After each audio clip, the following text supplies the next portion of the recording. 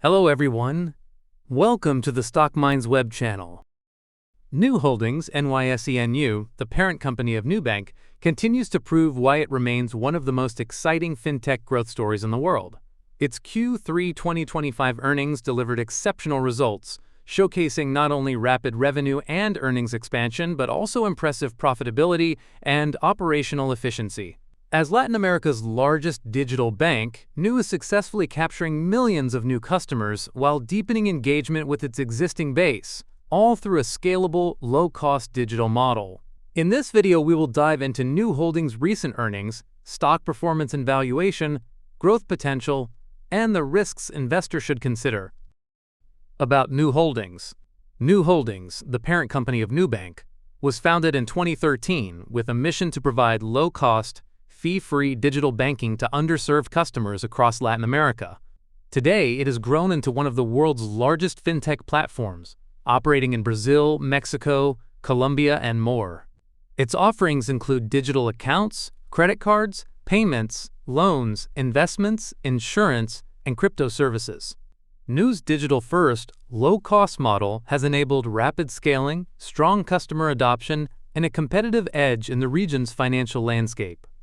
Nu Holdings' financial performance. Nu Holdings delivered an exceptional Q3 2025 performance, with revenue reaching $4.17 billion, up 41.78% from $2.94 billion in Q3 2024. Quarterly EPS also rose sharply to 16 cents, increasing 40.9% from 11 cents a year earlier. On a trailing 12-month basis, revenue climbed to $14.08 billion, a 28.72% increase from $10.93 billion, while TTM EPS reached 52 cents, up 41.55% from 36 cents. Looking at the profitability side, it remains strong with an operating profit margin of 55.99%, net profit margin of 39.76%, return on asset of 4.32%, and return on equity of 27.8%. From 2020 to 2024, Nu Holdings' revenue before provisions for credit losses grew at 102.9%, and its net income turned positive in 2023 and continues to rise rapidly. This shows that Nu Holdings has been able to grow quickly and consistently, and it is still projected to maintain strong growth in the coming years. Nu Holdings' fiscal 2025 financial forecast. Looking ahead, analysts forecast 2025 revenue of $15.64 billion, representing 35.83% growth over 2024's $11.52 billion, and expect EPS to rise to 59 cents, a 45.95% increase from 40 cents. Wall Street analyst maintains a bullish view, assigning a buy rating with an average price target of $18.43, representing upside potential of 5.43% and a highest target of $22, implying potential upside of 25.82%. NU stock price performance and valuation.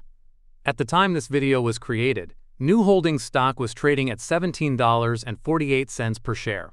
Nu Holdings has delivered strong stock performance, rising 45.6% over the past year, and significantly outperforming the S&P 500's 12.7% gain in the same period. Since IPO in December 2021, the stock is up 47.5%, slightly ahead of the S&P 500's 44.5% increase. Despite this impressive run, Nu's valuation remains reasonable for a high-growth company, with a price-to-sales PS ratio (TTM) of 6.06, forward PS of 5.41, price-to-earnings PE ratio (TTM) of 33.89, and forward PE of 29.69. Based on Fiscal.ai data, when we look at the valuation since 2023, the forward PS is above the average, while the forward PE is below the average. These forward multiples suggest that the market is pricing in continued growth while still offering reasonable entry points. Given the company's rapid revenue and earnings expansion, strong profitability metrics, and long-term growth potential, the valuation appears justified and remains favorable for investors seeking exposure to a high-growth fintech leader. Nu Holdings' growth potential. Nu Holdings' growth potential remains strong, driven by several factors. 1. Accelerated customer base expansion and market penetration. Nu Holdings continued its strong expansion in Q3 2025, reaching 127 million customers globally, with over 4 million net additions in the quarter, a 16% year-over-year increase in new users. Growth is accelerating beyond Brazil. New Mexico surpassed 13 million customers, covering about 14% of the country's adult population, with engagement above 83%, while Colombia is nearing 4 million customers, reflecting rapid regional penetration. Customer monetization also strengthened, as average revenue per active customer (ARPAC) rose to $13.40, up 20% year-over-year on an FX-neutral basis. Although Brazil still represents about 80% of the total base, rising adoption in Mexico and Colombia highlights effective geographic diversification. The company's ability to consistently add millions of customers while maintaining high activity rates underscores strong product-market fit and sustainable long-term growth. 2. Credit portfolio diversification and secured lending growth. Nu's total credit portfolio expanded 42% year-over-year to $30.4 billion, driven by significant growth in secured lending, which surged 133%, and unsecured lending up 63%. The interest-earning portfolio increased 54% to $17.7 billion. Secured and unsecured loans now represent nearly 35% of total balances, up from 27% a year ago, diversifying revenue beyond the traditional credit card business. Net interest income reached a record $2.3 billion, rising 32% on a foreign exchange neutral basis, becoming the largest revenue source. Despite aggressive credit growth, the 15 to 90-day non-performing loan ratio declined by 20 basis points to 4.2%, reflecting disciplined underwriting and risk management. The 90-day plus NPL ratio rose slightly to 6.8%, in line with expected seasonality. Nu's advanced AI-driven underwriting, utilizing over 30,000 data points per customer, supports both growth and credit quality maintenance simultaneously. 3.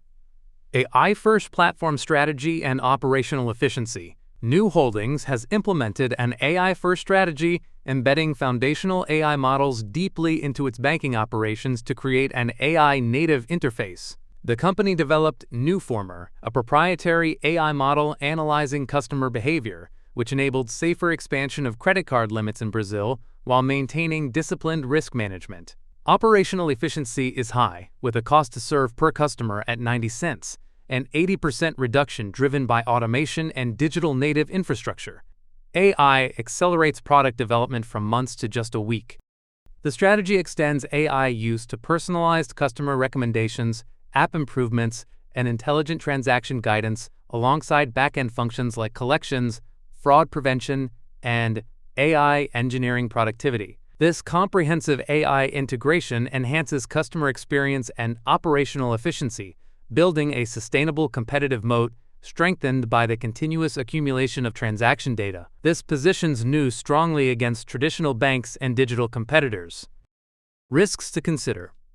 While Nu Holdings' growth potential remains solid, we should be mindful of potential risks. 1. Credit risk. Nu Holdings' expansion in unsecured and secured lending increases the risk of borrower defaults and higher non-performing loans, NPLs. Although NPL ratios have recently improved, concerns linger over the effectiveness of its credit risk management. These worries are heightened by potential credit cycle downturns, particularly in Brazil, where economic volatility could negatively impact loan portfolios and profitability, challenging the company's overall financial stability. 2.